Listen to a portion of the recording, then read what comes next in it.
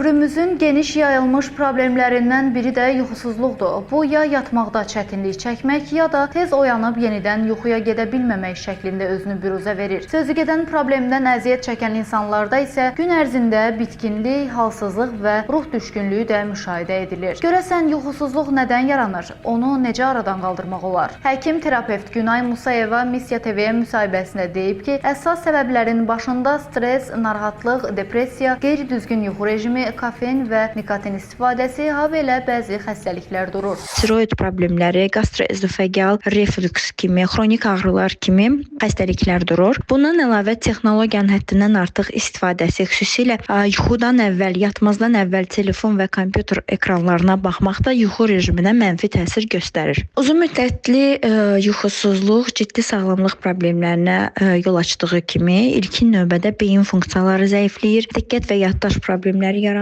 immun sistemi zəiflədiyi üçün insanlar daha tez-tez xəstələnə bilər.